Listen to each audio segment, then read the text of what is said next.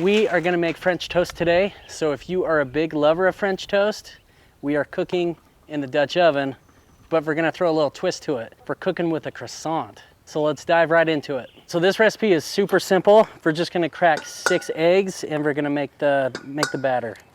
Before we go out and go camping, I try to minimize everything. So if I need 2 cups of milk, I just buy one of these containers and you don't have to bring a measuring cup. We're gonna whisk that baby up. Now we're gonna mix a little bit of vanilla in here. I'm just gonna eyeball it because I don't have any measuring sticks, but I'm just gonna put about a tablespoon in there. After we put the vanilla in there, we're gonna put 1 cup of sugar in here. So if we're cooking with this liner in this Dutch oven, it's really nice and easy for cleanup when you're camping.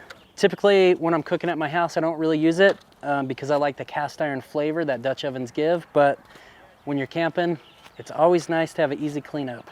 All right, so we broke up about a dozen croissants in here. Now it's time to put the batter in. Now we're just gonna kind of stir things around a little bit to make sure all the croissants are coated.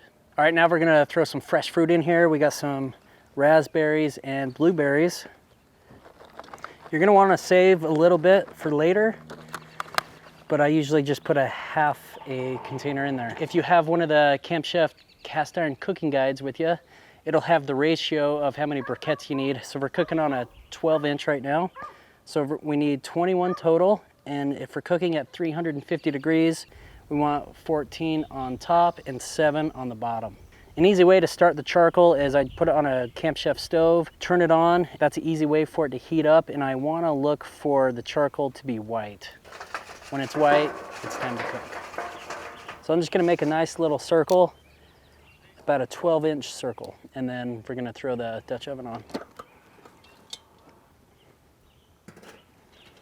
Now we're going to make a big circle on the outside and put 14 right on top. Just want to make sure they're all evenly spaced. All right, so we're gonna let this bad boy cook for about 45 minutes. About every 8 to 10 minutes, you're gonna wanna rotate the lid and the Dutch oven in opposite directions. That way it cooks evenly. So if you're new to cast iron, you're probably gonna burn a few things, and that's all right, that's how everybody learns. But the technique to cast iron and Dutch oven cooking is you wanna have less briquettes on bottom and more on top. You don't want to burn the bottom, and you want that golden crust right on top. And if you want that even cook, that's why you want to rotate it every 8 to 10 minutes. All right, guys, it's been about 45 minutes. We're gonna check this French toast out. Dude, that looks good. So it is raised up a little bit more right here. That's why you got to rotate it to make sure it's evenly cooked. But man, that smells good. Okay, so now we got some buttermilk syrup. You could use maple syrup if you want, but this is, buttermilk syrup, this is good. It's a good glaze to throw on top. If you want, you could throw the lid back on and just kind of let that melt and simmer down.